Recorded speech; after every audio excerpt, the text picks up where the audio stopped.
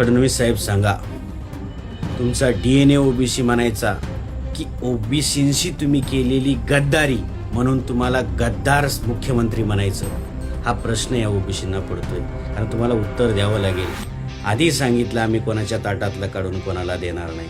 आता खुलेआमपणे JR काढताय की मराठा समाजाला सर्व सवलती देणार. द्या, हरकत नाही आमची, कारण सरकार तुमचे, जहागीरदार तुम्ही आहेत, वतनदार तुम्ही आहेत, साखर कारखानदार तुम्ही आहेत, शिक्षण संस्था तुमचे आहेत, सगळंच आमदार तुमचे आहेत, 7-12 तुमच्याच बापाच्या नावावर आहे, सगळं तुमच्याकडेच आहे, तुम्ही द्या ना.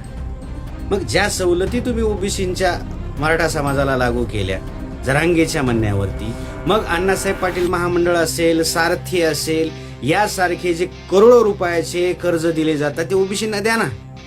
मग त्यावेळेस काय पोटात दुखते? आणि फडणवीस साहेब DNA म्हणून झोळी फाटेपर्यंत हे ओबीसीचे मतं घेतले. लाज वाटली पाहिजे तुम्हाला. या राज्यामध्ये ती जी काही भुरटी ओबीसीची उपसमिती आहे, त्या 52 कुळे म्हणायला 52 कुळे, पण काम 96 कुळीचंच चालू आहे. या 52 कुळ्यांचं काय चाललंय? या ओबीसी उपसमितीचे निर्णय तो विखे घेतोय.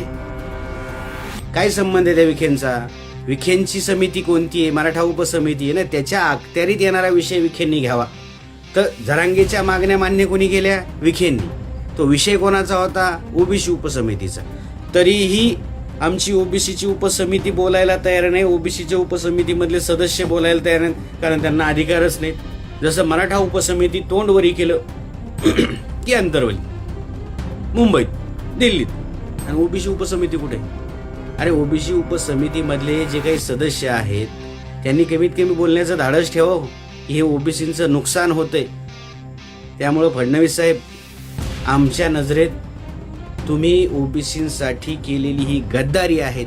त्यामुळं ओबीसी तुम्हाला गद्दार मुख्यमंत्रीच म्हणणार, कारण तुम्ही ओबीसींच्या लेकराबाळांच्या स्वप्नांवरती नांगर फिरवलेला आहे.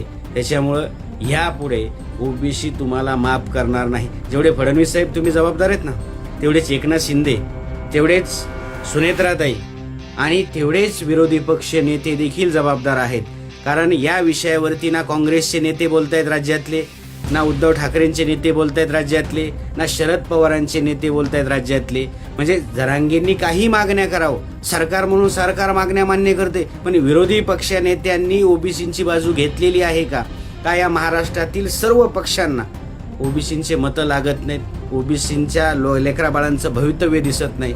हा महाराष्ट्र विचारतोय. गद्दार फडणवीस साहेब, तुम्ही ओबीसींशी गद्दारी केली.